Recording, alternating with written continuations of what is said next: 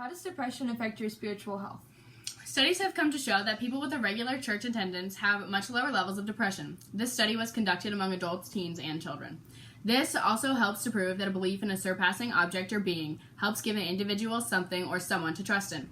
Depression often causes a person to experience the feeling of hopelessness and to experience a loss in self-worth or self-esteem. Having a spirituality means that they're able to believe that there is a God who gives meaning to the universe.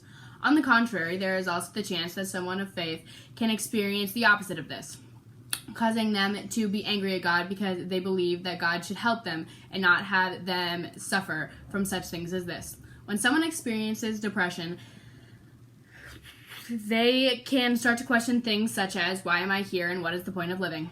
When things like this start to appear in one's mind, things that had previously given them their meaning and purpose may disappear.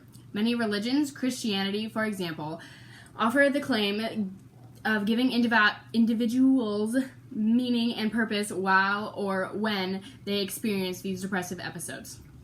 One of the most important contributions in an individual's spiritual life, it may in fact just be the power it offers to help restore meaning, purpose, and hope into their lives. If you personally know someone who's been diagnosed with depression, the most you can do is be there for them. A key way for individuals with depression to find meaning in spirituality is through understanding and empathy, along with a supportive group of people that they can surround themselves with. Another feeling or meaning of hope is often found in worship or prayer.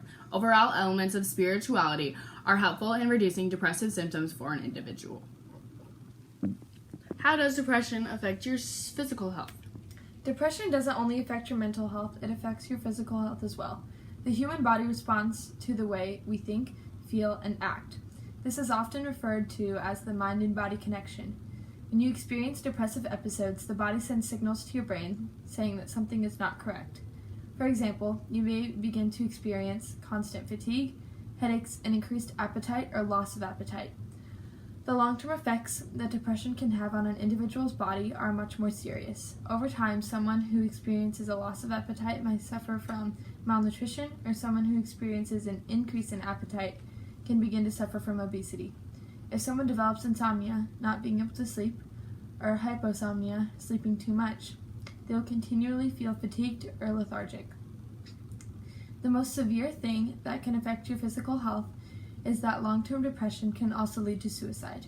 Studies have shown that 66% and rising in suicides have depression as a factor.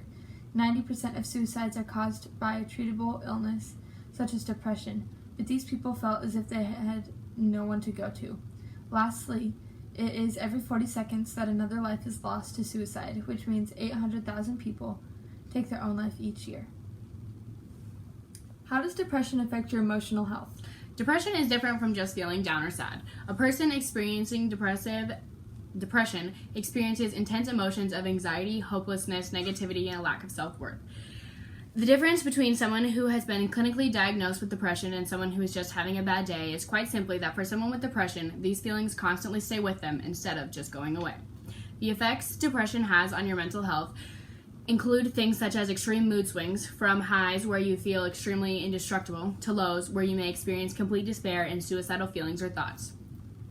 Depression causes individuals to unintentionally lose control of their emotions, causing them to do things that seem odd or illogical. People with depression should not be considered weak because they are more sensitive or can't handle things as well as someone else. People with depression need other people that are willing to stick around on the nights that are filled with tears. They need people to stand by them on the days where they just can't find it in themselves to smile, and most of all, they need someone who will always support them. A writer from Healthy Place also aforementioned, people think depression is sadness. People think depression is crying all the time. People think depression is dressing in all black, but people are wrong. Depression is a constant feeling of being numb to emotions, being numb to life. You wake up in the morning just to go back to bed again. Depression often leads to emotions of fear, helplessness, and sadness. It's not just that they're having a bad day. How does depression affect your career health? Mental disorders, especially depression, are having a severe consequence on our social and economic lives. In the United States, people with a mental disorder are 2 to 3 times more likely to be unemployed, and their employment rate is 15 percentage points lower than those without a mental disorder. In a work environment, people with depression are more likely to call in sick for long periods of time and underperform on the job. Jobs are limited, and employers tend to go against hiring someone with a mental disorder. The healthcare system is illy prepared for people with mental health issues, causing it to be underlooked until the individual goes to find a job. Depression is often seen as to make a person work harder to work with because their inability to constantly control their emotions. Depression and other mental illnesses make it more difficult for individuals to find a job and especially to keep it. Depression makes working a much more difficult task because there are going to be days where you don't feel like you can even get up, and you can't just call into work depressed. Work environments need to become much more equipped and prepared for people with mental disorders, and coworkers and bosses need to further understand the struggles of someone dealing with a mental illness. I'm not trying to say that we need to entirely change our economy to fit the needs of people with mental illnesses, but as the years continue and the numbers of people with mental disorders continues to grow, we must become further equipped. For them and for the United States as a nation, the rising generations are our future, and we need to take care of them. How does depression affect your intellectual health? Depression is a chemical imbalance in the brain, often caused by faulty mood regulations in the brain, genetic vulnerability, stressful life events, medication, or medical problems. Brain imaging technologies such as MRIs have shown that the brains of people with depression look different than those of people without depression.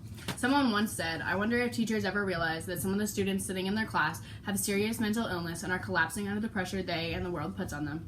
A 2017 male student once tweeted, "Raise your hand if you started off as an overachiever, and now you're fighting off crippling depression as you watch people catch up and surpass you while you watch your own grades slowly slip. But at this point, it's okay, because you just can't do it anymore." For students battling depression and other mental illnesses, daily tasks that seem simple to others may be considered overwhelming to them. Depression, along with anxiety, make it feel as if your head is constantly spinning and you never have a moment of silence. Studies have come to show that a student in a classroom battling a mental illness, especially depression and anxiety, have much more difficult time processing and remembering information. Studies have also said that people with mental illnesses have a much more difficult time when it comes to taking a quiz, test, or exam. It is often looked at as unfair to test students on their knowledge by giving them a test, because they could very well be intelligent students, but not gifted in the ability to maintain information needed on a test. How does depression affect your environmental health? Environmental health does not necessarily mean the natural environment, but instead the environment we surround ourselves with. People with clinical depression often tend to focus on the negatives instead of the positives. The people you surround yourself with have a large impact on your mood. If you surround yourself with bad people, people that make you think less of yourself, or people who make you feel self-conscious, it will have a negative effect on your mental health as an individual. If you surround yourself with good people who make you laugh and smile, people who support you, and people that encourage you, it will have a beneficial effect on your overall mental health. M.W. once said, "There are worse things than feeling alone. Things like being with a group of people and still feeling alone." Your mental health can affect your ability to make friends and individuals, but should consider a top priority to surround themselves with good people. Being friends with someone who has depression can be challenging, but in the end, they need you. Having someone in your life with depression means being prepared for any and all episodes. There are going to be days where they'll want to lay in bed all day. Lay with them. There are going to be days where you'll be out socializing, but at any given notice they'll start shutting down and want to go home. Watch for these signs and remember them like the back of your hand. There will be days where they're so fragile and anything can break them. Hold them in your arms as they cry, but something that remembered from years ago, even if they swore they moved on. Do not try to explain to them that they need to stop living in the past. Now is not the time. Just hold them and show them that they are loved. There will be days where they want to be alone and not speak to anyone. Yes, this includes you. Understand this. Understand when to give them space. Understand nothing is in spite of you. Just understand. How does depression affect your social health? People with depression often have difficulties with simple tasks, such as having a simple conversation. When people with depression don't like putting themselves out there and being social. Yet, being antisocial and introverted can make you feel closed off and rejected, which fuels depression. The biggest issue with depression and social health is, how do we stop this endless cycle? Depression is not something you can just tell someone to get over, but instead you have to encourage them to reach out. People with depression often have a difficulty when it comes to trusting people as well. You have to be willing to put yourself out there and step out of your comfort zone, despite the fear of being rejected. Chris Segrin once said, "In vulnerability there is real strength." Overall, being open about the struggles you experience and having someone who will listen to you is the only way to overcome issues that depression is having on your social health. Helping people realize that they are not alone is what will help them overcome the fear of social situations. The most important thing is to not ignore or downplay the impacts depression has. Other aspects of someone's social health that can be affected include things such as increased irritability, less activity, less attentiveness, and fewer facial expressions. People with mental illnesses need to take it slow, one small step at a time. They can't handle the force themselves to do too much, too early. Some days they don't want to be social and some they do, and both are okay. They do things when they are ready, not when someone is ready for them to do it. Overall, people with depression fight the same battles with society and social health as any other individual. Everybody just wants to fit in. Depression affects your social health because it makes already difficult tasks even more difficult. The truth behind the matter was best described by Alan Ant when he said, "Depression is something that doesn't just go away. It's just there and you deal with it. It's like malaria or something. Maybe it won't be cured, but you've got to take the medication you're prescribed and stay out of the situations that are going to trigger it."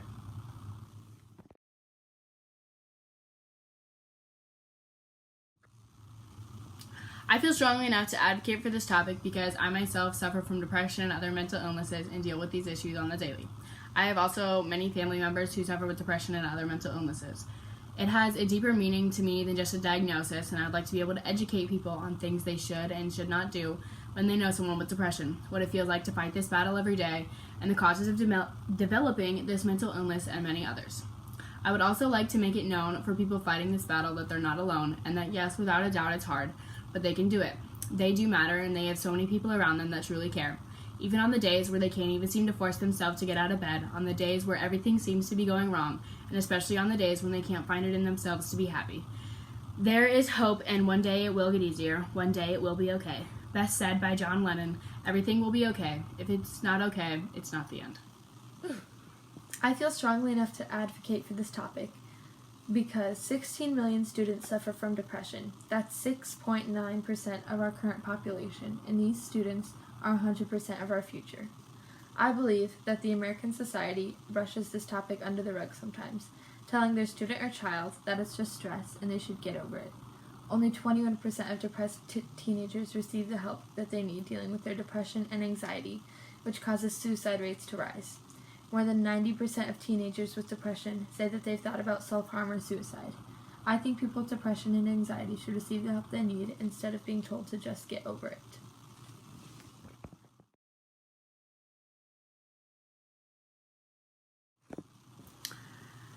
The main goal of our presentation. In this presentation, our main goal was to help educate people on the impacts depression has on an individual.